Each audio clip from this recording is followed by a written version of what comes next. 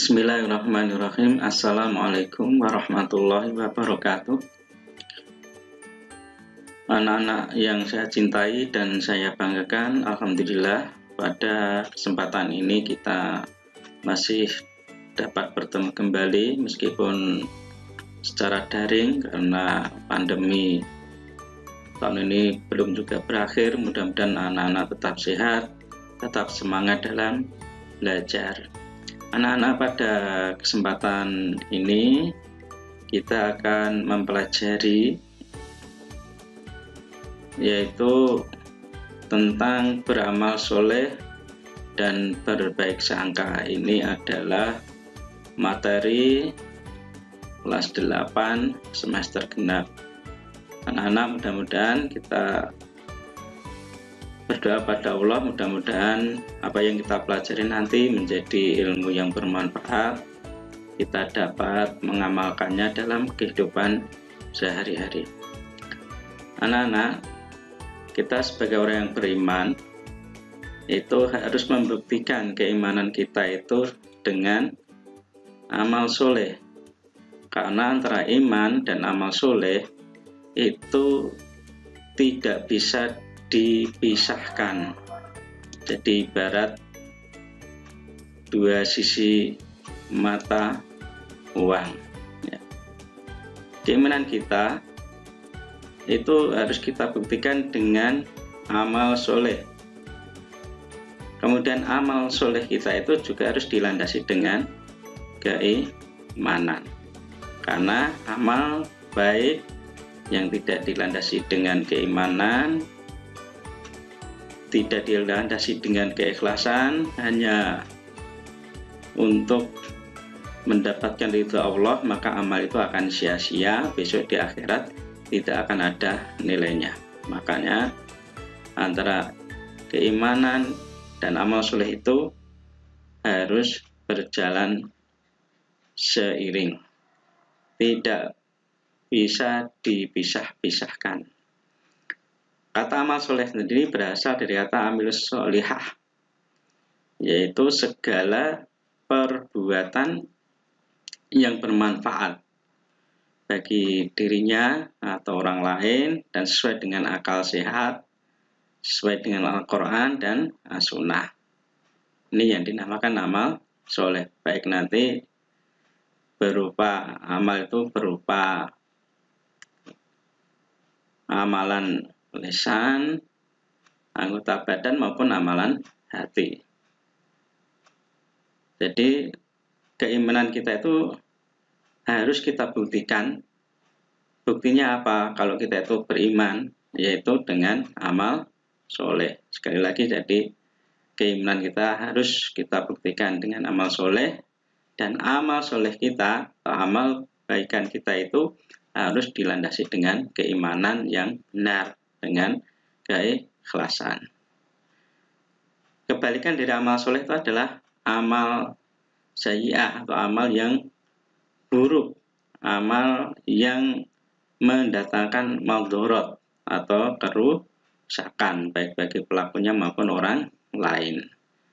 Jadi setiap amal yang baik maupun buruk, ya, itu sekecil apapun nanti akan dimintai pertanggungjawaban oleh Allah, dan Allah akan memberikan balasannya. Oleh karena itu, kita sebagai orang yang beriman adalah hati-hati dalam beramal, baik amalan lisan, perbuatan maupun amalan hati. Kita harus hati-hati agar nanti kita di akhirat tidak menjadi orang yang menyesal. Sekecil apapun amal baik jangan kita sepelekan. Begitu juga perbuatan dosa sekecil apapun jangan sampai kita sepelekan juga, karena itu nanti keduanya itu akan mendapatkan balasan dari Allah Subhanahu wa Ta'ala.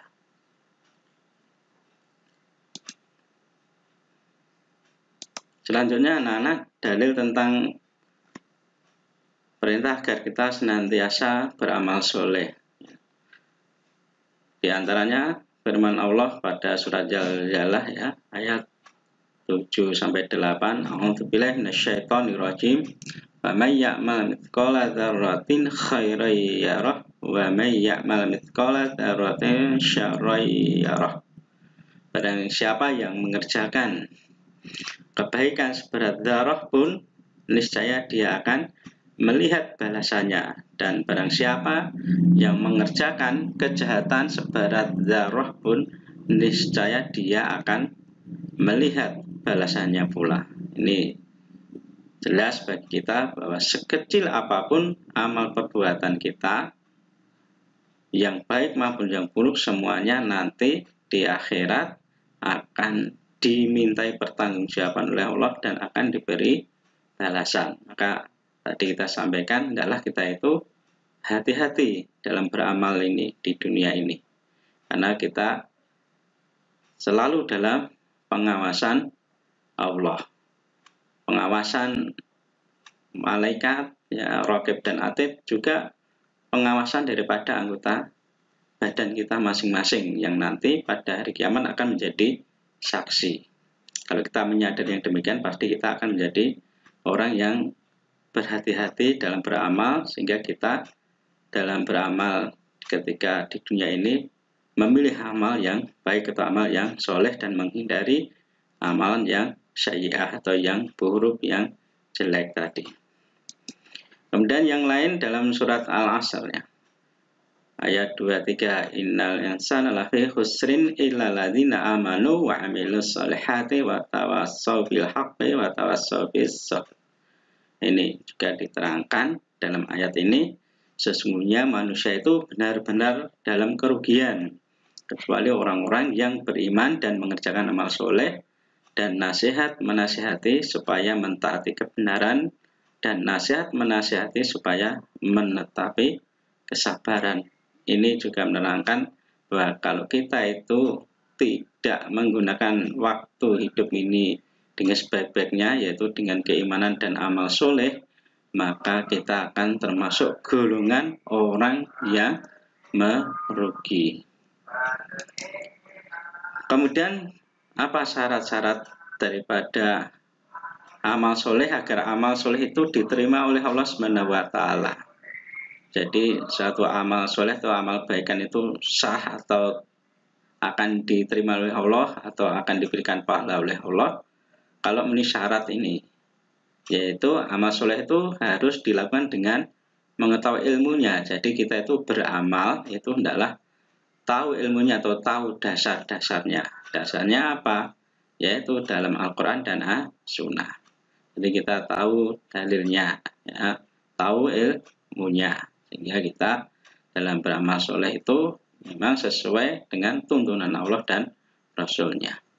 Kemudian amal soleh itu harus dikerjakan dengan niat yang ikhlas karena Allah SWT semata. Jadi kita beramal baik itu harus tujuan kita hanya untuk Allah atau mencapai mendapatkan ridho Allah SWT.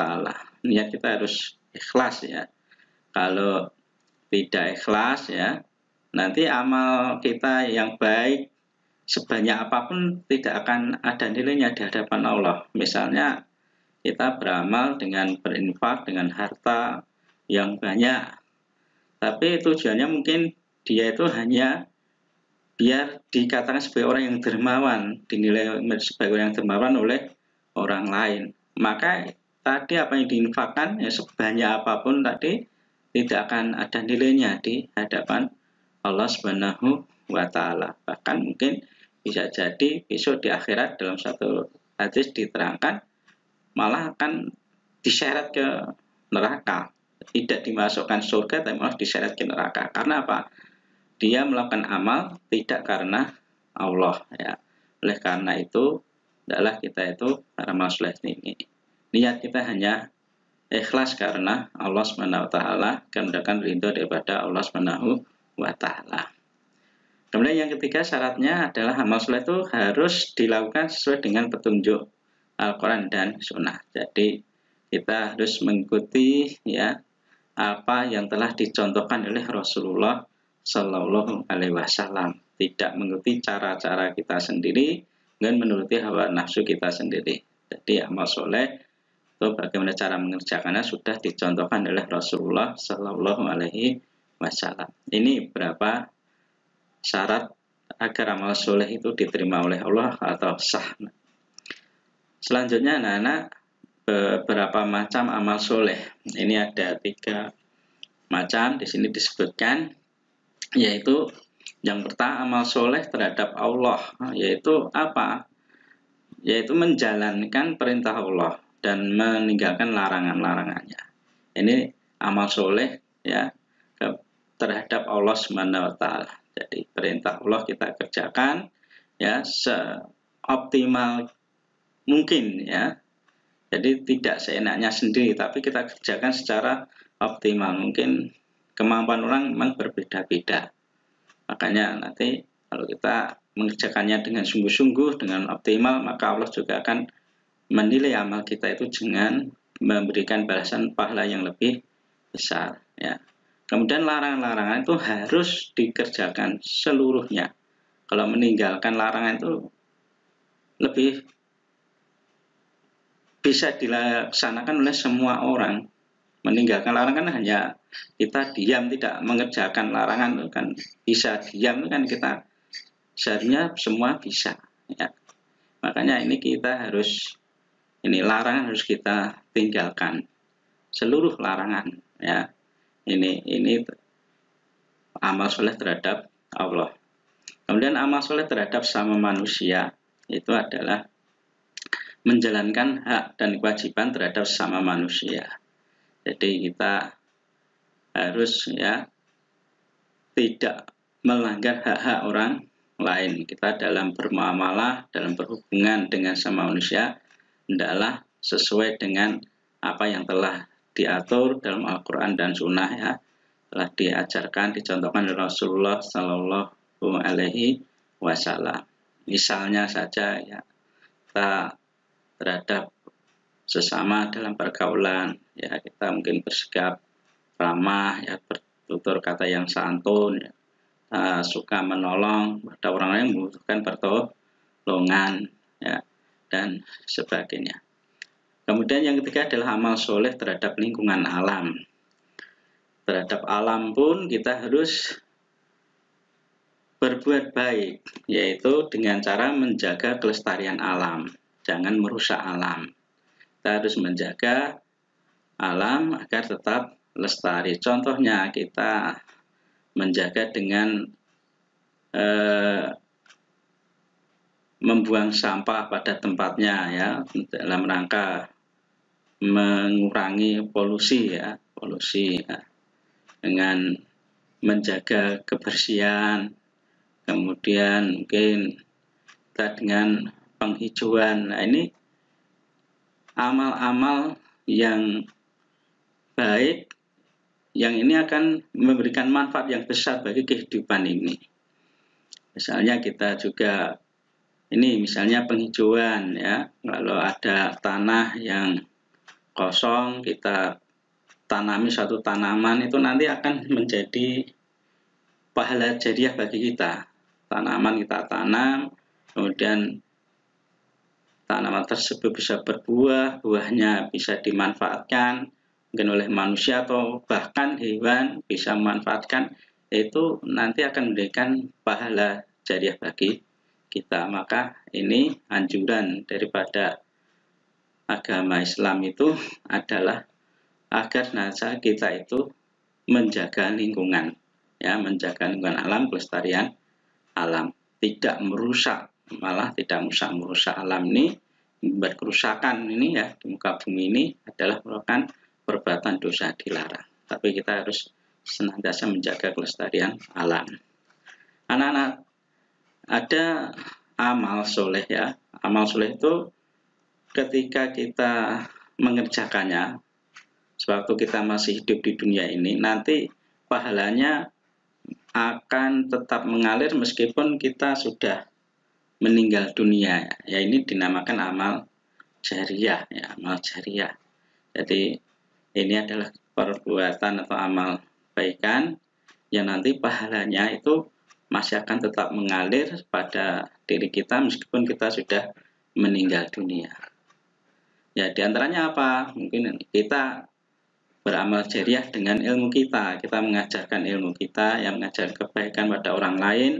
Kemudian orang lain tuh mau mengamalkannya, maka nanti pahala daripada orang yang mau mengamalkan yang ilmu yang kita ajarkan, kebaikan yang kita ajarkan tadi juga akan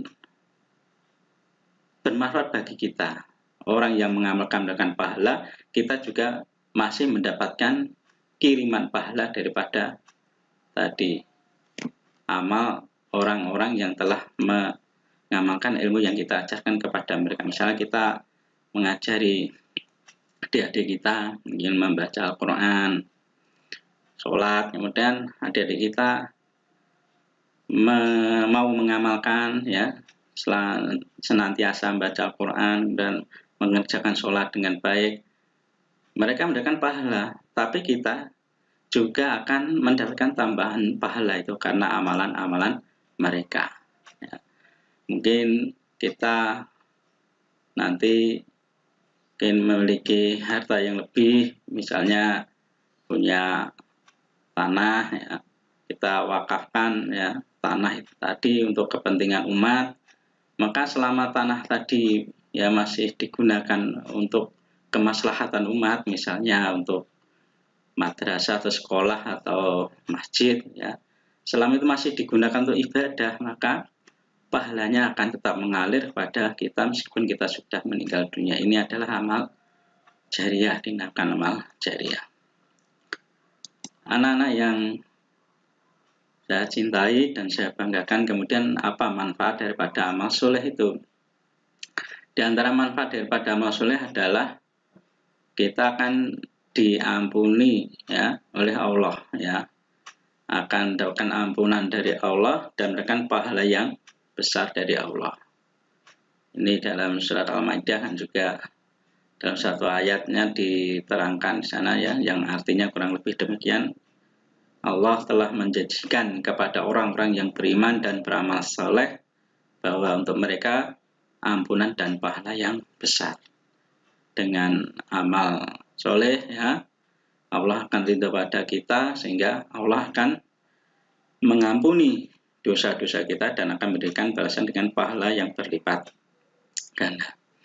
Kemudian yang kedua manfaatnya adalah kan diberi tambahan petunjuk. Kalau kita itu senantiasa beramal soleh ya, maka Allah akan memberikan petunjuk, membimbing kita ya kepada jalan yang diridhoi oleh Allah Subhanahu wa taala. Ini surat Maryam ayat 76 yang artinya kurang lebih, dan Allah akan menambah petunjuk pada mereka yang telah mendapatkan petunjuk, dan amal-amal soleh yang kekal itu lebih baik pahalanya di sisi Tuhanmu dan lebih baik kesudahannya. Kemudian yang ketiga, manfaat amal soleh adalah diberi kehidupan yang baik dan layak. Firman Allah dalam surat An-Nahl ayat 97 ya, artinya kurang lebih barang siapa yang mengerjakan amal soleh baik laki-laki maupun perempuan dalam keadaan beriman, maka sesungguhnya akan kami berikan kepadanya kehidupan yang baik, dan sesungguhnya akan kami beri balasan kepada mereka dengan pahala yang lebih baik dari apa yang telah mereka kerjakan. Yang keempat adalah dihapus dosa-dosanya. Jadi Allah menjanjikan kalau kita senantiasa beramal soleh, dalam surat Al-Ankabut ayat 7, Allah akan menghapus dosa-dosa kita. Dan orang-orang yang beriman dan beramal soleh benar-benar akan kami hapuskan dari mereka dosa-dosa mereka. Dan benar-benar akan kami beri mereka balasan yang lebih baik dari apa yang mereka kerjakan. Kemudian manfaat yang lain juga kalau kita senantiasa beramal soleh adalah akan dijauhkan dari kerugian di dunia dan di akhirat. Tadi sudah diterangkan dalam surat Al-Asr ya, bahwa kalau kita itu agar menjadi orang yang tidak rugi adalah kita senantiasa beriman dan beramal soleh, senantiasa saling memberikan nasihat, menasihati dalam kebenaran dan kesabaran. Selanjutnya anak-anak, kita akan membahas dan mempelajari tentang berbaik sangka atau husnudzon ya. Jadi kita sebagai orang yang beriman dalam kehidupan ini adalah senantiasa berhusnudzon ya, berbaik sangka. Jangan sampai kita memiliki pikiran-pikiran yang negatif atau suudzon ya, suudzon jangan sampai terhadap orang lain, jangan sampai kita memiliki pikiran-pikiran yang negatif ya, suudzon ya. Tapi berpikirlah ya yang positif terhadap orang lain, juga termasuk kepada diri kita sendiri ya, kepada Allah kita harus husnudzon, berprasangka yang baik.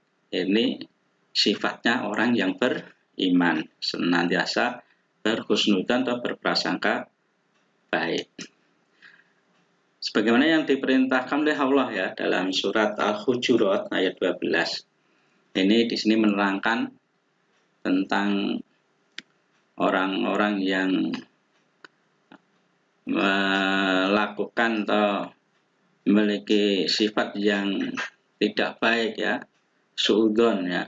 Jangan sampai ini dilarang oleh Allah. Makanya kita itu diperintahkan agar senantiasa berhusnudzon atau berprasangka yang baik. Bagaimana firman Allah ini ya?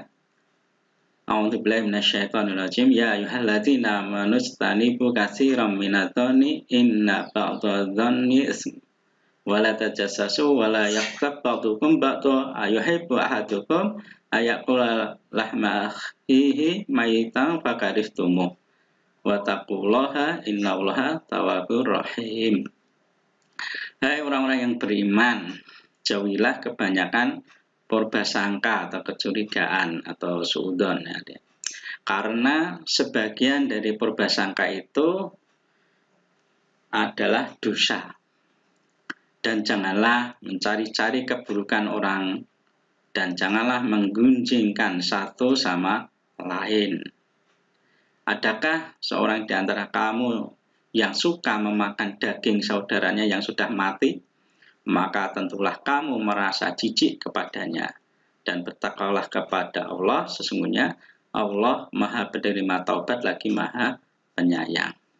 Jelas di sini menerangkan bagaimana kalau kita itu ya senantiasa curiga atau suudzon pada orang lain ya, memiliki persangkaan yang tidak baik pada orang lain ya, atau berpikir negatif ya pada orang lain, suka mencari keburukan orang lain dan menggunjing mereka ya, maka ini perilaku ini perilaku yang sangat hina, menjijikkan. Digambarkan oleh Allah ini sama saja dengan perilaku memakan daging saudara yang sudah mati. Maka ini kan suatu perbuatan yang sangat menjijikkan, maka harus kita hindari perbuatan tersebut. Tapi kita dalam hidup ini adalah nantiasa berhusnudzon, jangan sampai suudzon. Kemudian macam-macam husnudzon, berprasangka baik. Di antaranya ada 3 ya. Yang pertama, berprasangka baik kepada Allah. Bagaimana cara berprasangka baik kepada Allah? Yaitu dalam hidup ini adalah kita senantiasa bersyukur kepada Allah. Kenapa? Ya, Allah itu senantiasa memberikan karunia nikmat yang banyak kepada kita. Kalau kita nilai itu, kita hitung, kita tidak akan bisa menilai dan menghitungnya. Ini nikmat Allah ini sangat banyak. Ini kita tidak bisa menghitungnya ya. Kita tidak disuruh menghitung, tapi kita hanya disuruh mensyukurinya dengan memanfaatkan nikmat tersebut untuk senantiasa dalam mentaati, dalam gunakan dalam ketaatan kepada Allah. Jangan malah digunakan untuk maksiat kepada Allah. Kemudian senantiasa bersabar. Kalau kita melakukan ujian cobaan dari Allah adalah kita itu bersabar. Ini merujuk daripada husnudzon pada Allah. Kadang kita itu kalau diuji sedikit aja kita melupakan nikmat Allah yang besar. Kita mungkin malah suudzon pada Allah. Kita tidak bersabar. Padahal ujian itu ya ujian itu manfaatnya sangat besar bagi kita. Kalau kita itu bisa bersabar ya, bisa ikhlas. Nanti apa? Di antara hikmahnya itu dosa-dosa kita itu akan diampuni oleh Allah. Juga derajat kita akan diangkat oleh Allah kalau kita ini syaratnya sabar, ikhlas. Jadi Allah memberikan ujian yang sedikit itu dalam rangka untuk menguji ketaatan kita, keimanan kita, benar atau tidak keimanan kita.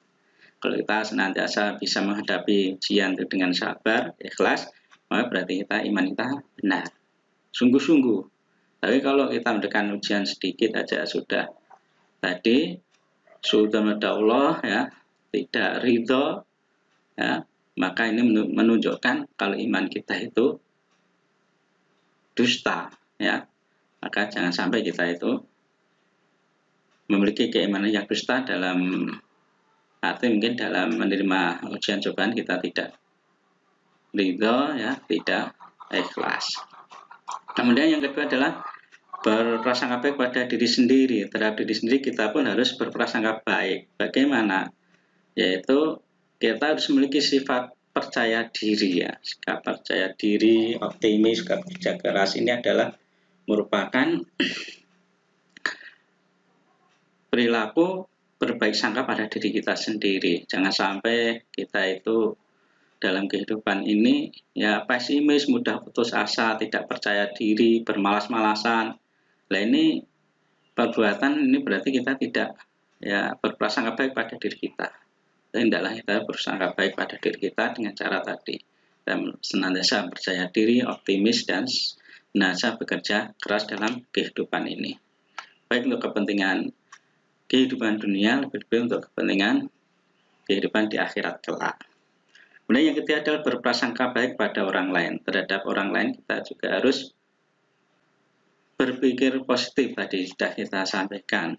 Jadi kita berpikir positif, jangan sampai berpikir negatif ya, yaitu berprasangka buruk, suudzon jangan sampai. Kita hendaklah senantiasa berprasangka baik pada orang lain sehingga akan terjalin hubungan yang harmonis ya satu dengan yang lain dalam kehidupan masyarakat, sehingga kehidupan ini akan menjadi kehidupan yang tentram ya, terang, tidak terjadi ya kekacauan ya di dalam kehidupan bermasyarakat ini. Kemudian anak-anak, apa manfaat berprasangka baik ya, husnudzon? Banyak sekali manfaatnya. Di antaranya apa? Yaitu hidup kita menjadi tenang dan optimis tadi. Kalau kita itu berpikir positif ya dalam kehidupan ini, pasti hati kita menjadi tenang, hidup kita juga tenang, dan kita senantiasa optimis ya, tidak mudah putus asa. Dan yang kedua, ya itu terdapat apa itu, kita harus meyakini bahwa di balik suatu penderitaan atau kegagalan atau ujian cobaan itu pasti ada hikmah yang mungkin ketika terjadi cobaan itu ketika itu kita belum tahu hikmahnya, tapi nanti kita pasti akan tahu, karena semua tadi ya, semua ujian ya, cobaan, penderitaan yang kita rasakan, kegagalan itu sebagai ujian bagi kita, sehingga Allah akan memberikan hikmah tersendiri bagi kita. Tadi diantaranya ya itu dosa-dosa kita akan diampuni oleh Allah ya nanti di akhirat ya. Kemudian derajat kita juga akan diangkat oleh Allah. Dan ini merupakan suatu ya gemblengan bagi kita agar kita itu menjadi orang-orang yang tangguh. Ya. Ini yang ketiga, ini membentuk pribadi kita menjadi tangguh. Kalau sering kita itu mendapatkan ujian, cobaan, kemudian kita bisa menghadapinya dengan sabar, dengan ikhlas, kita senantiasa mencari jalan keluarnya, maka kita sudah akan terbiasa menghadapi berbagai masalah kehidupan ini, sehingga akan menjadi memiliki pribadi yang tangguh. Berbeda kalau kita itu dalam kehidupan ini dalam menghadapi suatu masalah yang ujian, mungkin kita itu pesimis, putus asa, maka selamanya kita tidak akan memiliki pribadi yang tangguh, tapi akan ini tadi menjadi orang yang orang yang lemah ya, tidak mampu menghadapi permasalahan dalam kehidupan ini. Maka jangan sampai kita itu suka atau menjadi orang yang pesimis, jangan sampai, tapi kita harus senantiasa optimis. Kemudian menjadikan seseorang teguh pendiriannya ya, supaya tidak mudah menerima pengaruh buruk dari orang lain. Jadi kalau kita senantiasa berhusnudzon ya, ada orang lain, kalau ada berita-berita ya yang buruk mengenai orang lain, maka kita tidak akan mudah untuk menerimanya atau membenarkannya, tapi kita tetap ya tadi senantiasa berpikir positif pada orang lain. Jadi kalau ada berita yang tidak baik tentang orang lain, kita jangan malah ikut menyebarkannya, tapi kita harus mengklarifikasinya ya. Bahkan dalam Islam diterangkan kita harus kalau mungkin tahu ada aib pada saudara kita jangan malah membukanya, tapi harus menutupinya. Nanti di akhirat aib kita juga akan ditutupi oleh Allah. Tapi kalau membuka aib orang lain, maka Allah juga akan membuka aib kita kelak. Nah, yang kelima adalah menjadikan orang yang kreatif. Tadi kalau kita senantiasa husnudzon ya pada diri kita sendiri ya. Tadi kita optimis ya, tidak mudah putus asa, selalu kerja keras ya. Maka kita akan menjadi orang yang kreatif. Kita husnudzon pada Allah bahwa Allah akan senantiasa menolong kita ya. Maka kita menjadi orang yang kreatif, tidak mudah putus asa, tapi menjadi orang yang tangguh. Kemudian menjadikan seorang tidak mudah putus asa, sudah jelas tadi sudah kita singgung ya. Kemudian hubungan persahabatan, persaudaraan menjadi lebih baik. Jadi kalau kita pada orang lain itu selalu berpikir positif ya, berhusnudzon ya, maka hubungan kita satu dengan yang lain itu akan lebih kuat ya, ukhuwah kita akan lebih kuat ya. Karena ini tidak ada ya rasa kecurigaan juga antara satu dengan yang lain. Jadi ini persahabatan, persaudaraan akan menjadi lebih baik. Tapi kalau kita saling suudzon, maka yang akan terjadi apa? Ya kerenggangan, bahkan permusuhan antara satu dengan yang lain. Kemudian terhindar dari penyesalan ya dalam hubungan dengan sesama ya. Jadi kalau kita itu tidak suudzon ya, kita selalu husnudzon pada orang lain, itu tidak akan terjadi penyesalan. Tapi kalau kita suudzon pada orang lain akan terjadi penyesalan. Karena apa? Mungkin apa yang kita suudzonkan pada orang lain itu tidak benar, maka kita akan menyesal. Hubungan kita sudah terlanjur tidak baik dengan orang lain tadi, maka ini akan kita terhindar dari penyesalan kalau kita senantiasa husnudzon. Kemudian selalu senang dan bahagia atas kebahagiaan orang lain. Jadi kalau kita husnudzon pada orang lain, maka kita akan ikut merasa bahagiaan kalau orang lain menerima kebahagiaan. Kalau orang lain menerima suatu ya penderitaan, musibah, kita juga ikut empati. Kita berusaha untuk ikut menolongnya, membantunya, meringankannya sesuai dengan kemampuan kita masing-masing. Ini kalau kita itu tidak ada ya rasa suudzon pada orang lain, ini akan terwujud ya.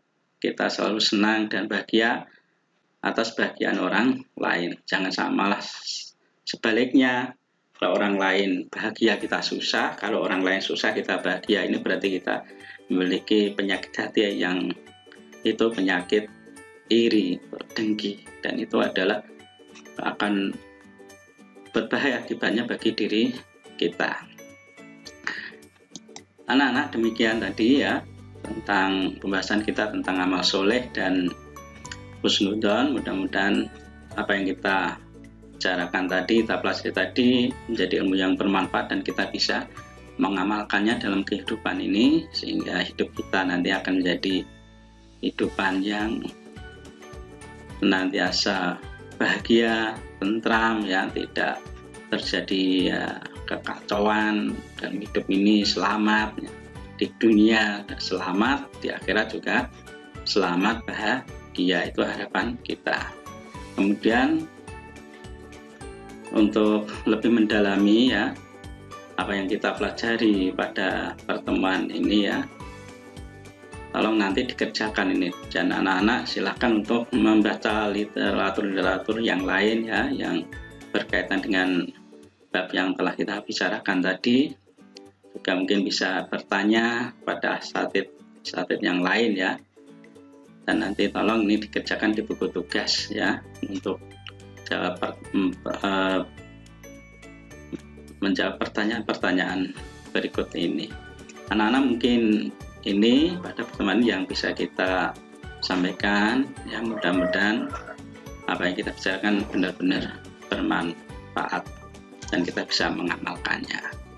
Mungkin ini, dan mudah-mudahan Allah senantiasa mengampuni kesalahan-kesalahan kita. Marilah pertemuan kesempatan ini kita tutup dengan doa kafaratul. Subhanakallahumma rabbana wa bihamdika asyhadu an la ilaha illa anta astaghfiruka wa atubu ilaik.